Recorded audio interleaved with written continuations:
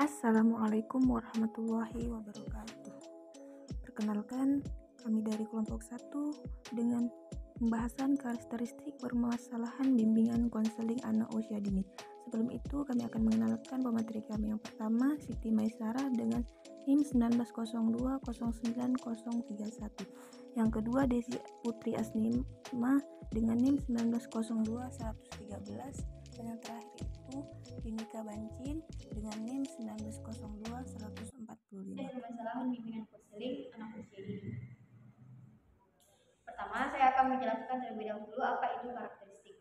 Jadi, menurut Kamus Besar Bahasa Indonesia, karakteristik itu adalah sifat-sifat kejiwaan, akhlak, atau budi pekerti yang membedakan seseorang dengan yang lainnya, seperti watak dan tabiat.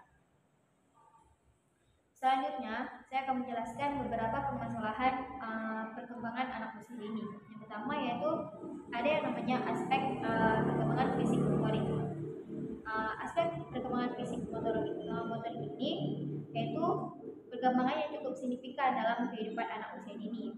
Perkembangan fisik sangat penting dipelajari karena baik secara langsung maupun tidak langsung akan mempengaruhi perilaku anak sehari-hari. Secara langsung, perkembangan fisik anak akan menentukan keterampilan anak dalam bergerak. Secara tidak langsung, perkembangan dan pertumbuhan fisik akan mempengaruhi bagaimana anak itu memandang dirinya dan bagaimana ia memandang orang lain. Menurut Harlock, secara umum perkembangan fisik anak usia dini mencakup 4 aspek. Yang pertama yaitu sistem saraf yang sangat berkaitan erat dengan perkembangan kecerdasan dan emosional. Aspek yang kedua yaitu otot yang mempengaruhi perkembangan kekuatan dan kemampuan motorik. Aspek yang ketiga yaitu kelenjar endorfin yang menyebabkan munculnya pola-pola tingkah laku baru seperti pada usia remaja, perkembangan perasaan senang untuk aktif dalam sesuatu kegiatan, sedangkan anggotanya terdiri dari lawan jenis. Dan aspek yang keempat yaitu struktur fisik atau tubuh yang meliputi tinggi, berat, dan proporsi tubuh. Perlu kita ketahui bahwa setiap anak pertumbuhan fisik tidak selalu sama. Ada beberapa anak yang mengalami pertumbuhan secara cepat, tapi ada pula yang anak mengalami pertumbuhan yang terhambat. Pada anak usia yang sama, kadang kita temukan satu anak tinggi badannya, tapi anak lain lebih pendek.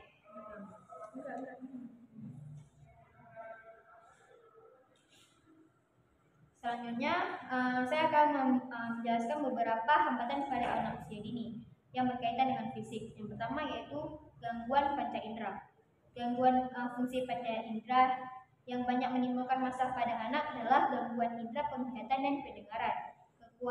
Kekurangan daya penglihatan ataupun pendengaran dapat diketahui bila derajat penyimpangannya sudah cukup besar dari yang normal. Sebaliknya, bila taraf kekurangan masih ringan, cukup sulit untuk mendeteksi kesulitan yang dihadapi anak. Yang kedua yaitu cacat tubuh. Umumnya, cacat tubuh terdapat pada tangan, kaki, atau wajah. Selanjutnya yaitu kegemukan atau obesitas.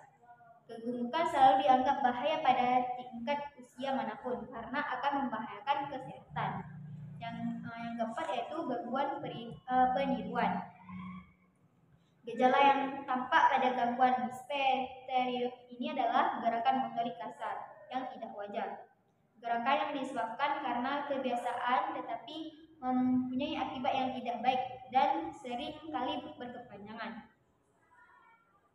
Permasalahan yang kedua itu tentang perkembangan kognitif dan kepribadian. Aspek yang tidak kalah penting ini secara keseluruhan perkembangan anak usia dini adalah perkembangan intelektual dan perkembangan kepribadian. Kognisi merupakan bagian intelek yang merujuk pada penerimaan, penafsiran, pemikiran, pengingatan, dan pengkhayalan, pengambilan keputusan, dan penalaran.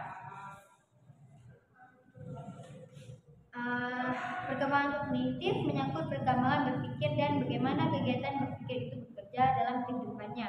Mungkin sejak anak dihadapkan kepada persoalan-persoalan yang menuntut adanya pemecahan, penyelesaian suatu persoalan merupakan langkah yang lebih kompleks pada diri anak. Selanjutnya akan dijelaskan oleh Desi Putri. Saya akan menjelaskan tentang perkembangan emosi dan sosial. Emosi dalam konteks anak usia dini didefinisikan sebagai berbagai perasaan yang kuat berupa perasaan benci, takut, marah, cinta, senang, dan juga kesedihan. Perkembangan emosi berhubungan dengan seluruh aspek perkembangan anak. Pada tahapan anak usia dini, emosi lebih rinci bernuansa atau terdiferensiasi yang disebabkan oleh banyak hal.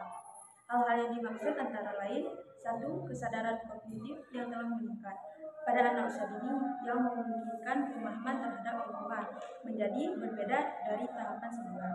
2. Imajinasi atau daya hayal anak lebih berkembang. 3. Berkembangnya wawasan sosial anak. Dalam perkembangan sosialnya, anak umumnya telah memasuki lingkungan di mana teman sebayanya mulai memengaruhi dirinya. Oleh karena itu, tidak mengherankan ada orang berpendapat bahwa perkembangan umumnya hidup dalam latar belakang kehidupan keluarga, sekolah, dan teman sebaya. Sementara itu, perlu dimaklumi setiap anak usia dini menjalin kelekatan dan dengan pengasuh pertamanya, yang kemudian perlu diperluas hubungan tersebut bila dunia lingkungannya berkembang. Anak perlu dibantu dalam menjalin hubungan dengan lingkungannya agar mereka secara emosional dapat menyesuaikan diri, menemukan kepuasan dalam hidupnya, dan sehat secara fisik dan mental. Selanjutnya, perkembangan bahasa. Kemampuan mengucapkan bahasa merupakan salah satu keterampilan yang berlaku cukup penting dalam keseluruhan kehidupan individu, bukan hanya pada anak usia dini. Kemampuan berbahasa menjadi modal utama bagi anak dalam melakukan komunikasi dengan teman, guru, dan teman sebaya. Minimalnya sebelum memasuki pendidikan formal, anak sudah memiliki komunikasi berbahasa dalam satu bahasa, misalnya seperti kata ibu. Bahasa merupakan sarana berkomunikasi dengan orang lain. Untuk berkomunikasi, di mana pikiran dan perasaan dinyatakan dalam bentuk tulisan, lisan, isyarat, atau gerak dengan menggunakan kata-kata, kalimat bunyi, dan gambar atau lukisan. Menurut Miller, bahasa adalah suatu urutan kata-kata. Bahasa juga dapat digunakan menyampaikan informasi mengenai tempat yang berbeda atau waktu yang berbeda. Selanjutnya akan dijelaskan oleh Jadi yang kelima itu ada perkembangan imajinasi. Kemampuan imajinasi adalah kemampuan ketika anak meniru sesuatu apa yang dilihatnya. Contohnya ketika ia melihat kapal terbang, kemudian ia mengepakkan tangannya dan ia berlari. Seperti itu contohnya. Dan banyak contoh imajinasi yang sering dilakukan anak.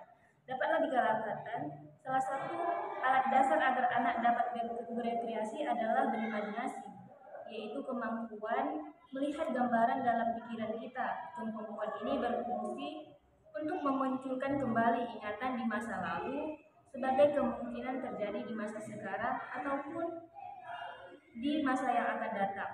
Dorothy dan Jerome Singer telah melakukan penelitian dan menulis sebuah permainan imajinatif anak. Mereka yakin bahwa imajinasi sangat esensial dalam pengembangan kemampuan sosial, emosional, intelektual, dan bahasa. Pengetahuan ini adalah kehidupan sesungguhnya dan aktor-aktor di dalamnya. Bagaimana mereka berlaku menghadapi ketegangan dan memunculkan peran mereka, cara mereka berbicara dan berinteraksi satu sama lain. Yang keenam itu ada perkembangan seni dan kreativitas. Perkembangan seni dan kreativitas pada pendidikan anak usia dini bertujuan agar anak dapat mampu menciptakan sesuatu berdasarkan hasil imajinasinya, mengembangkan kepekaan dan dapat menghargai hasil karya yang kreatif. Adapun kompetensi dasar yang diharapkan dengan pengembangan seni dan kreativitas ini, anak mampu mengekspresikan diri dengan menggunakan berbagai media atau bahan dalam berkarya seni melalui kegiatan dan eksplorasi. Seni dan kreativitas sama halnya dengan aspek psikologi lainnya yang dikembangkan sedini mungkin semenjak anak dilahirkan. Ia merupakan bagian dari keadaan jiwa seorang individu. Oleh sebab itu, terkadang ada wanita hamil yang merasa bahwa anak yang dalam perutnya merasa tenang setelah didengarkan musik yang indah atau alunan bacaan Al-Quran. Sebagaimana diungkapkan netizen dalam Syafruddin berikut ini. Yang pertama, mencermati garis, warna, bentuk, dan tekstur melalui kegiatan seni. Yang kedua, melakukan percobaan dengan beraneka ragam macam dan alat bahan. Yang ketiga, mengungkapkan pikiran dan perasaan melalui seni. Yang keempat, mengembangkan kesadaran dan penghargaan budaya seni. Yang kelima, menyanyikan lagu dan mendengarkan musik, memberikan reaksi pada musik dengan gerakan tubuh, mencermati beraneka instrumen irama dan melodi. Yang terakhir, menampilkan cerita. Yang ketujuh, yang terakhir itu perkembangan moral dan nilai-nilai agama. Jadi perkembangan moral dan nilai agama harus ditanamkan sejak dini, karena kemampuan ini sebagaimana perkembangan emosi dan sosial dapat berkembang melalui pembiasaan. Banyak kita lihat kan anak-anak usia dini itu sudah bisa berkata kasar, berkata kotor, dan sikap yang tidak baik dia lakukan. Jadi dari sekarang kita nggak boleh mengatakan oh masih kecil kita, jadi nggak usah diingatkan, nggak usah diperbaiki gitu. Enggak, kita harus perbaiki dan kita harus memberikan sebuah contoh juga bagaimana sebenarnya timbul jiwa keadaan dan moral pada anak-anak. Perkembangan moral dan nilai agama pada diri anak akan timbul dan berfungsi dengan sempurna melalui pemeliharaan dan latihan yang berlangsung secara bertahap. Sekian dari presentasi kelompok kami. Mohon maaf atas segala kekurangan. Kami akhiri. Assalamualaikum warahmatullahi wabarakatuh.